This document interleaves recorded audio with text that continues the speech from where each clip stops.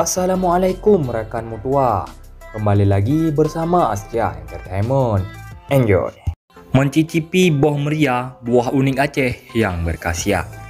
Yang satu ini memiliki rasa yang sepat atau pelat, namun ada sensasi manis yang khas ketika menyentuh ujung lidah. Buah ini memiliki kulit yang bersisik dengan warna hijau yang dominan, namun agak kekuning-kuningan. Rata-rata buah ini berdiameter 40 hingga 50 mm. Ia cukup nikmat dijadikan manisan atau menjadi pelengkap rujak. Selain itu, juga maknyos jika dicampur dengan patarana atau PU, sejenis bumbu khas Aceh yang dibuat dari kelapa. Buah unik yang memiliki nama ilmiah Metrocallion sagu ini di Aceh dikenal dengan nama boh meriah atau buah rumbia. Dalam bahasa Indonesianya, di negeri berjuluk Seramau Mekah itu, ia juga disebut salak Aceh. Dulu, boh meriah sering menjadi buah tangan bagi para pelancong. Kendati dikenal cukup luas, namun tidak mudah menemukan buah jenis ini di Aceh. Buah meriah lebih banyak ditemukan di Kabupaten Aceh Barat, tepatnya di Desa Peribu, Kecamatan Arongan Lambali. Nah rekan mutua, tumbuhan yang masuk dalam suku Palmae atau palem ini memang cocok dengan geografis rawa-rawa, peraya sungai dan bancah yang ada di kecamatan itu. Sayangnya di tempat itu, keberadaan buah meriah juga semakin langka. Ketika berkunjung ke Gede Peribu atau pusat keramaian yang juga terdapat deretan lapak buah di desa itu, hanya menemukan beberapa pedagang saja yang menyediakan buah unik ini. Di rak buah-buahan tak ditemukan ada buah meriah ataupun buah kumede. Ia ditaruh di tempat khusus, misalnya timba atau ember. Kebanyakan dari buah-buah itu direndam dalam air garam atau air asin. Buah-buah tersebut dijual dengan harga yang bervariasi, 3 wap merbe ataupun 50 rebe. Buah meriah yang sudah diasinkan harganya 5-10 ribu per 3 buah. Tergantung memiliki biji ataupun tidak. Yang berbiji harganya lebih mahal karena rasanya lebih manis, lebih comel gitu kan.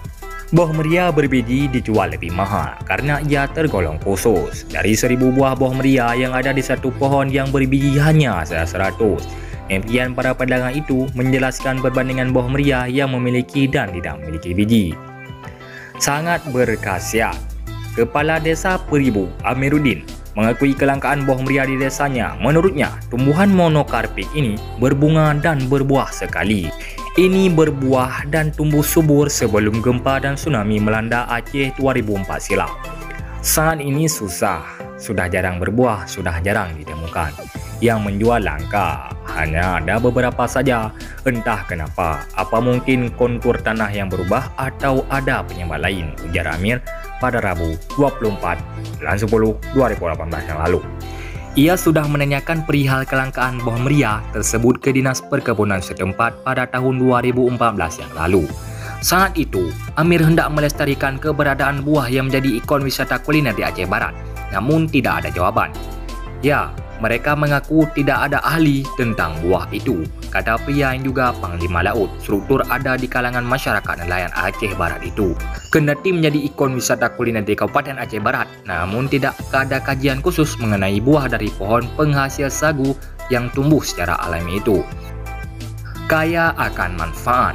Buah meriah mengandung banyak nutrisi seperti zat besi, serat, kalsium, tiamin, karoten, dan juga asam askorbat. Karena itu, dipercaya memiliki sejumlah manfaat bagi kesehatan. Kandungan karbohidrat dan asam askorbat serta beberapa nyawa organik yang ada di dalamnya baik dikonsumsi untuk meningkatkan daya tahan otot. Buah ini mengandung kalsium yang baik untuk meningkatkan kepadatan tulang dan tulang gigi serta mencegah berbagai penyakit tulang serta osteoporosis. Buah meriah juga baik untuk mengatasi diare, perut kembung, buang air besar berdarah, dan muntah. Selain itu, buah ini tidak cepat meningkatkan kadar gula glukosa dalam darah. Karena itu, aman dikonsumsi bagi penderita diabetes.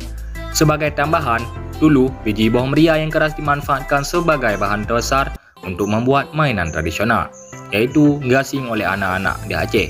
Selain itu, biji buah meriah sering dijadikan cincin dan liontin. Nah rekan tua, dengan melihat postingan ini, semoga kita menjadi sebagian mencinta sejarah. Sekian, wassalamualaikum warahmatullahi wabarakatuh. Terima kasih, Niriwang Teka. Sampai jumpa di konten berikutnya. Jangan lupa di like, subscribe, share, and komen. Terima kasih. Neriwang Tika.